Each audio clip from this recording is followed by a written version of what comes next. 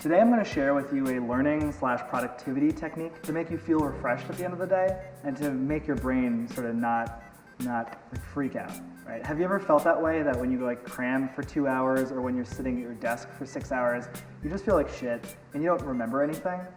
This is called the Pomodoro Technique, and it's going to solve that problem for you. The Pomodoro Technique was actually developed at development companies where they would have two developers work together for like 3 hours at a time. It's a very stressful environment, so they had to figure out how to actually make it so that you could be productive and work well together, but also sort of get your personal space. The idea is this. You take a Pomodoro timer, one of those kitchen timers or an app, set it to 25 minutes. For 25 minutes, you're going to do one thing and one thing only. You're going to have your list of tasks, or you just think for a second, what's the most important thing you could be doing?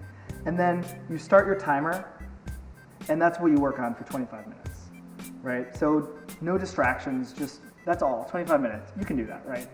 Once 25 minutes is up, you take a 5-minute break. That 5-minute break, you don't do anything work-related or task-related. Even if you were in the middle of it, you just take a break for a little bit. I like to walk around, grab a drink of water, stretch a little bit, just clear my brain in whatever way. After that 5-minute break is over, you mark an X on a piece of paper, on a Post-it, or a calendar. That's one Pomodoro cycle. You set a 25-minute timer again, and the process repeats itself. At the end of the day, you're going to have a bunch of X's for how many Pomodoros you did, right? After 4 Pomodoros, you take a longer break, 25 minutes or half an hour. The advantage of doing this is multifold. I think I just invented that word. But there's a lot of advantages for doing it. First of all, people can't pay attention for that long, right? If you're expecting to do the same thing for 2 hours, little distractions are going to get in the way. You're going to see like a tweet, you're going to get distracted on Twitter for half an hour, or on Facebook, or you're going to be doing so many different things. The second is, it turns out when you're studying stuff, if you take a break in the middle of that thing, you'll actually remember the stuff longer, interestingly enough. Because there's kind of this dip where, if you ever notice, you remember the stuff at the beginning of your study period and at the end, but in the middle, it's kind of all a blur. The Pomodoro Technique actually helps solve all that stuff.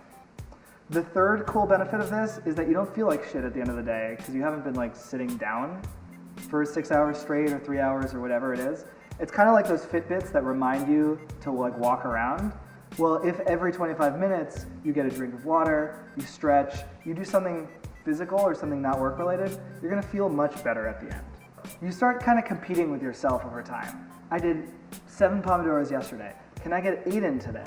It's like a physical manifestation and sort of quantified way of seeing how much you actually got done. So basically, what do you need to get started? It's very simple. Order one of those timers, or be like me. Download this app. I use a very simple app, and it's free.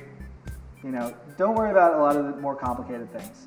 You're also going to need a sticky or a notebook or a calendar and a marker. Buy yourself a nice marker while you're at it. Why not? And then all you need is that and X's. Write your thoughts in the comments below. Let us know if it worked for you.